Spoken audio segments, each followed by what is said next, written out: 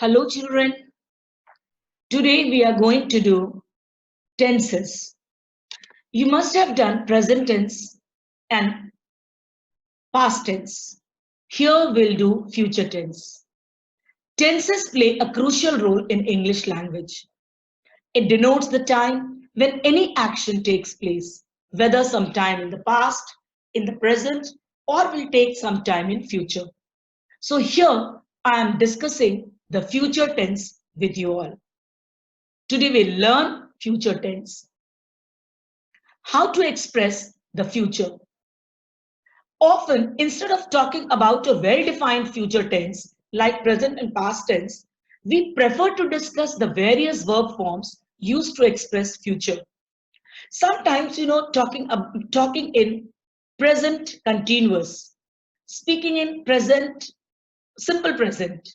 These also come under future tense. So these forms include the going to form, will shall form, present continuous, simple present, future continuous, future perfect continuous, and future perfect continuous. In modern English, will is preferred to shall. We mostly use will. Shall is mainly used with I and we to make an offer or suggestion. Let's talk about simple future tense first.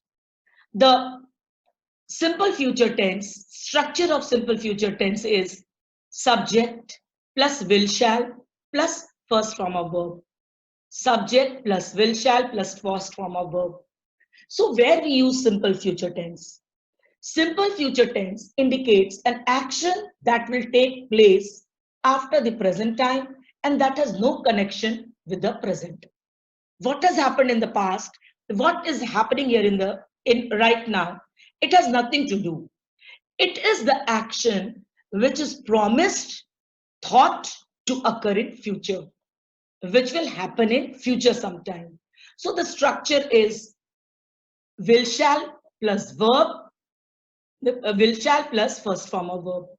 Let's have some example.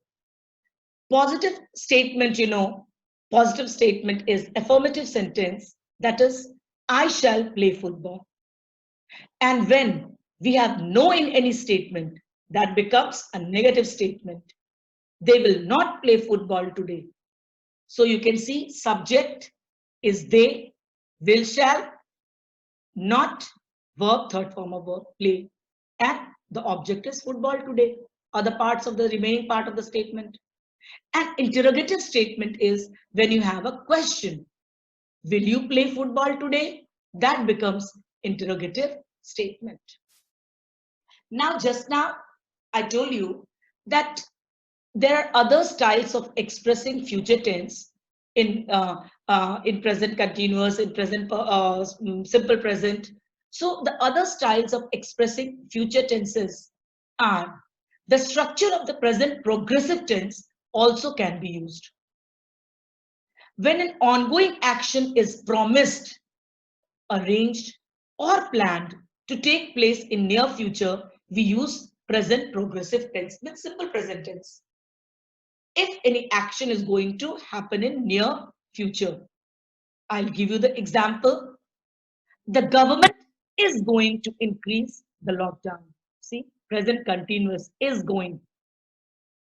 The government is going to lockdown to increase the lockdown. But this is not happening in present.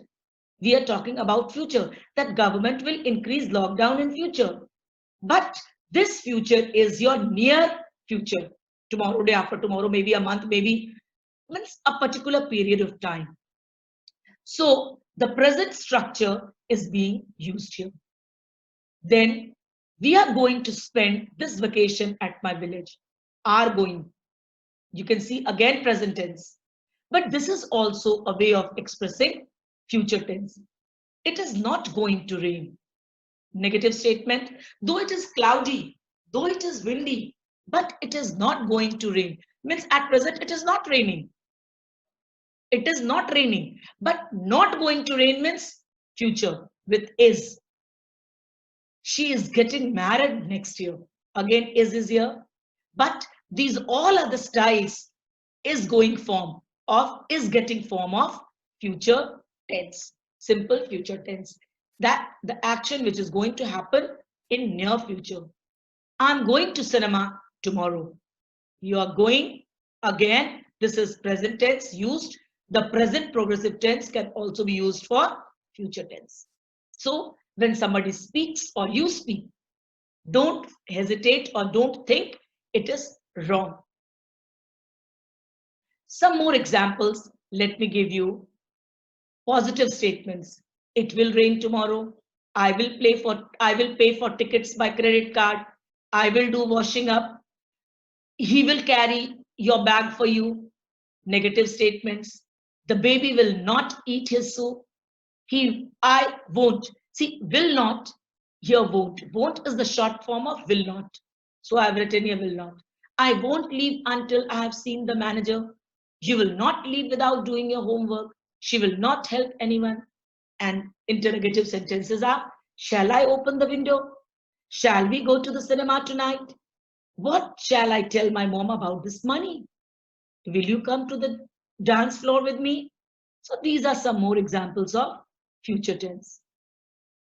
Now, can you try yourself? Here are some sentences and you see how it could be done. They drive to New York tomorrow morning. Here you have to make sentence with drive.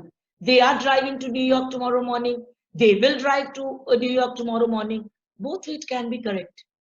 I hope the weather will be nice. I hope I offered him this job. I think he will take it. So using will, shall, or using is form, any form, you can try these statements yourself.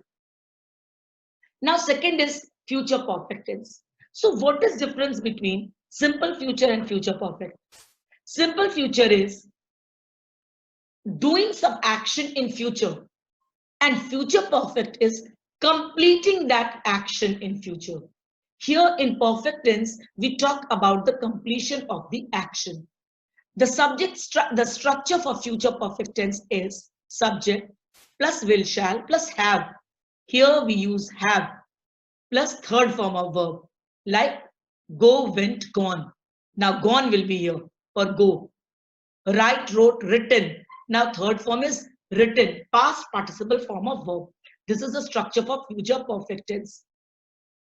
So future perfect tense represents an action which will have been completed at some time in the future. So here we are talking about completion of the action. And sometimes we have two actions in future. If two actions take place in the future, the first one is future perfect tense and the second one is simple present tense. Means if you're completing two actions in future, in that case, the first one will be perfect tense, second one will be simple present tense. This is the structure, will subject plus will shall plus have plus third form of verb. Now see the example. I will have revised these lessons by Sunday. Will shall plus have plus third form of verb. I will have revised all these lessons by Sunday. The gardener will have trimmed all these plants by the evening. So this is the example of represents an action to have completed. Lesson by Sunday. Gardener would have completed in the evening. Now second one, if two actions take place in future. Here, there are two actions. I will have written articles on different topics before you come. So coming is the second action. And first action is writing articles. So first action in future perfect. I will have written. I will have written articles on different topics before you come. So before you come is simple present. Same here, by the time we arrive, he will have studied. So studying will be the first action.